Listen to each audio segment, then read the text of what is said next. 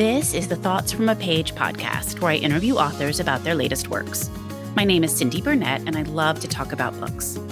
For more book recommendations, check out my website, thoughtsfromapage.com, and follow me on Facebook and Instagram at Thoughts From A Page and on Twitter at Burn555555. I want to say thanks to author Judith Little for sharing my podcast on her social media platforms this week. The continued sharing by everyone is really helping my show continue to grow. I very much appreciate it. Today, I am interviewing Madeleine Henry about The Love Proof. Madeleine started her career at Goldman Sachs. While working in finance, she became moved by yoga philosophy and left the field to write. Her novels incorporate yoga, Zen, and New Age ideas across a variety of genres.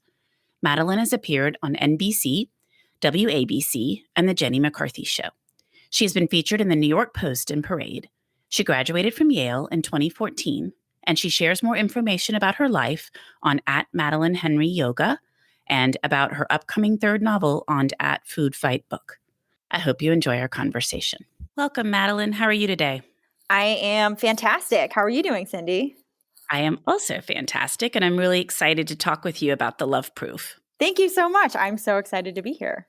Well, I'm so curious because this is a little bit of a different story. And so I'm dying to hear about where you got the ideas, how it came about. So why don't we start out with you just giving a quick summary and then we can get into all the details. For sure. So The Love Proof is a love story, and it's about a woman who tries to prove that those we love are always connected to us. And this is a really visceral, emotional love story that takes place over a lifetime, and it's much more heartfelt.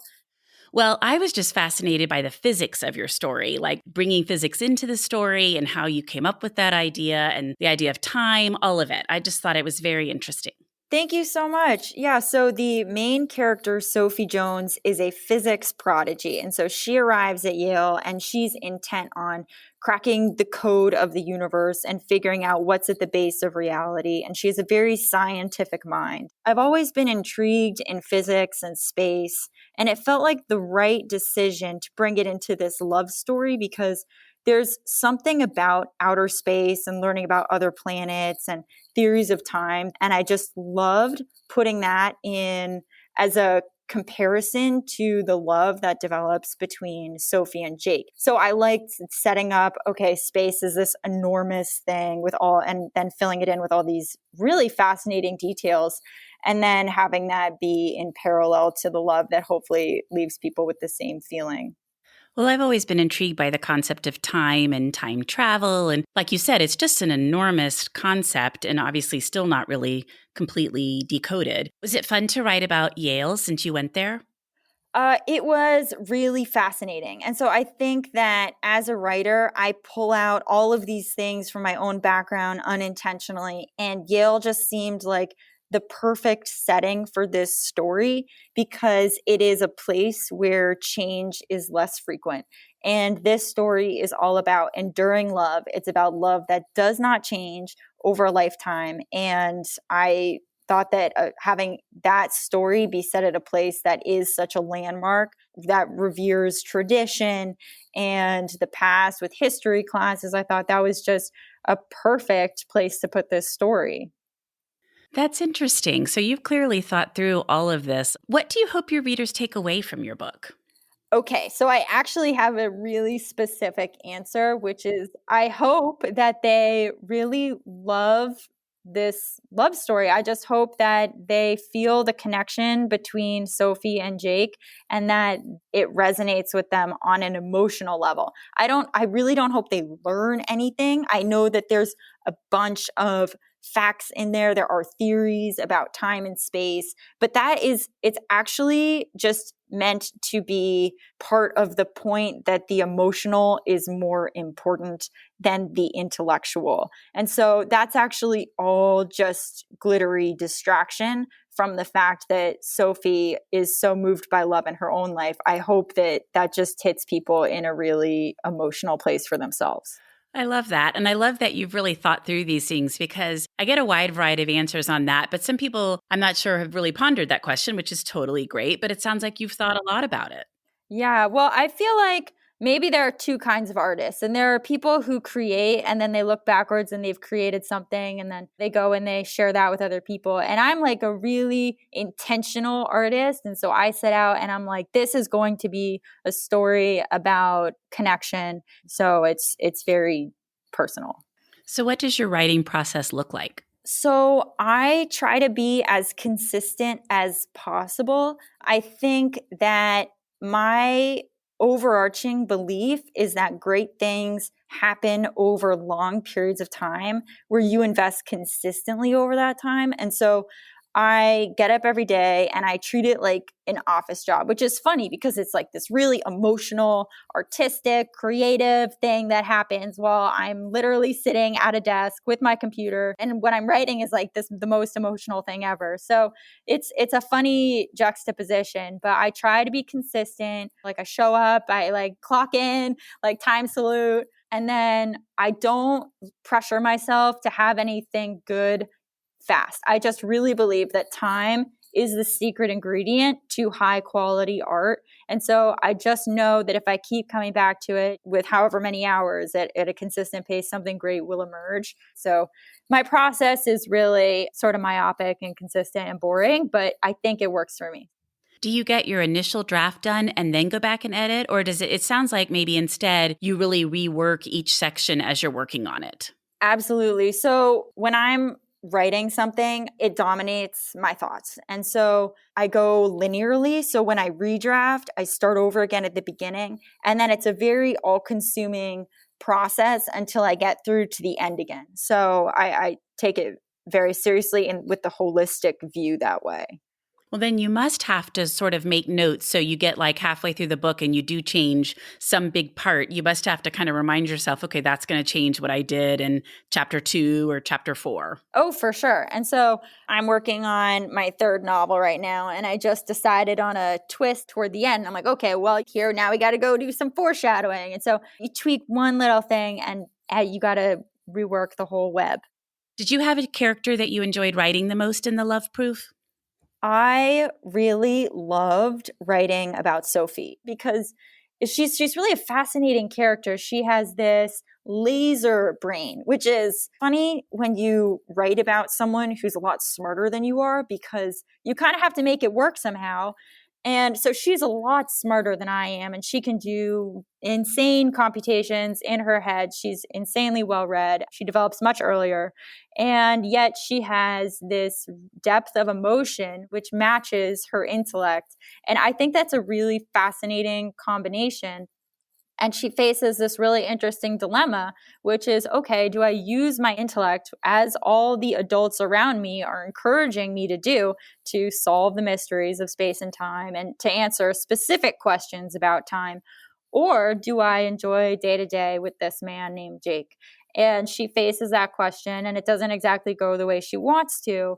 But I found her contrasts to be really fascinating, and I found her to be very good. And so I just thought, okay, not only are you interesting, but you're morally good. So I was very happy to write about her. Well, how did you come up with the title for this one? Okay, so I am of the belief that when it comes to titles, if you get it instantly, it fits, and if you really belabor it, then it's going to be like it's almost going to fit, but not quite. So this was an instant thought for me. And I love it because it's very simple. And one of the revelations of the book is this character's move toward humility and simplicity over the power structure in her world, which is academic prestige and insight. So I love that it's a simple title. I love that the two main words in it, love and proof, allude to the two main ideas, which is love and her pursuit of math and science. So you get everything in there, and it's simple. I know it's for some reason I have gotten some feedback that some people don't like it, but you're not going to make everyone happy as a writer. So I think it's a great title, actually. And that's interesting that you've heard people don't like it. That's funny. Yeah, I guess maybe it can oversimplify what the book actually gets into because the conceit of a love proof is kind of trite. But that's the point. It's like she's anti-intellectual. She's anti your power structure, and she just wants to be with the man she loves. And I think that's really cool. Yeah, that's always a fine line. You know, people have these great gifts, and whether they're going to sort of give over everything and use their great gift at the sacrifice sometimes of their happiness, or whether they're going to realize there are a lot of other people with equally great gifts, and I'm going to go ahead and make sure I remain happy and live my life in a content way. Yeah, I mean, it taps into the more common way to phrase it, which is work-life balance in a way, where a lot of people struggle with career versus family. And this is one woman's very emotional answer to that question. Well, you mentioned it a little bit, but you have a new book that you'll be working on after this one. Would you want to talk a little bit about that? Sure. So I'm not really saying too much about it. However, my next book, it is all about food. It's a novel. And I would say my preview is that it's where great food meets true nourishment. And it gets into not just the surface levels of food, and it takes place in New York City in a restaurant, but it gets into associations that we have with food, especially for this one main character. I just think that I just find the food world fascinating, and I wanted to explore it more. But there's also just food is such an emotional thing. And so I try to tap into that as well. Well, what about your free time, Madeleine? What do you like to do when you're not reading or writing? I love to work out and do yoga. So I do that, which I find to be really blissfully unintellectual. The mind can be a mean master sometimes. So you need to just get away. And so I do that with workout and yoga. And so I have a yoga Instagram at Madeleine Henry Yoga, where I do my unintellectual side. I love to be with my fiance. He's great. We do a fair bit of traveling when we're not minding of pandemic, but maybe one day again. I hope so. We'd like to travel a lot too, and it has been definitely one of the downsides. I mean, definitely a first world problem, but it's a bummer to not be getting to visit other places and just getting away a little bit. Yeah, yeah. Well, I figured you must do yoga based on your Instagram name, so I was curious. Well, before we wrap up, I would love to hear what you've read recently that you really liked. Okay, so this is a very easy question because I recently did a road trip down to South Carolina and had the most amazing audiobook experience with Beach Read by Emily Henry. This book is fascinating to me because I look at the cover and it's bright yellow and it has these bubble letters and I'm like, okay, like I have no expectations. And then my mind was blown because I thought there was such emotional depth. I was fascinated. It's about two writers. One's literary fiction and one is rom-com, and they have a challenge to write in the other genre. And I didn't know that going into it. I didn't know anything about it, but I felt such love. I felt their love. It was real. It was deep. And I thought it was going to be from the cover. I didn't expect to go that deep. And I went there and it was amazing. Well, and it's so funny at times. Like, I just love that idea that she is teaching him the rom-coms and he's teaching her literary. So she's like, everything's got to die. And I thought it was a very clever take on all of that. Absolutely. And she wears her give up pants. I mean, come on. That's hilarious. Yeah. A lot of tongue-in-cheek stuff. It was a fun read. So anything else?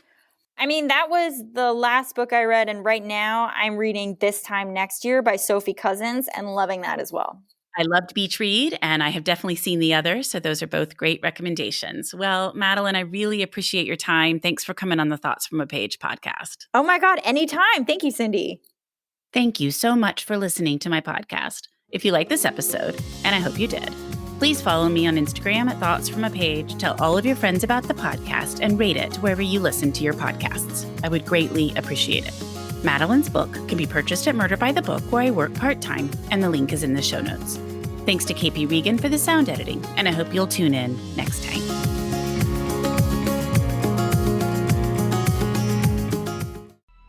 Coming up on 5 Minute News, I'm Anthony Davis. You might think it's partisan because maybe it's critical of one side or the other, but it's not. It's just the truth. And I think that's also something that's kind of unusual for Americans listening to the radio or to podcasts, because The news landscape in the States has been so partisan for so many decades, so 5-Minute News is verified, truthful, independent, unbiased, and essential world news daily.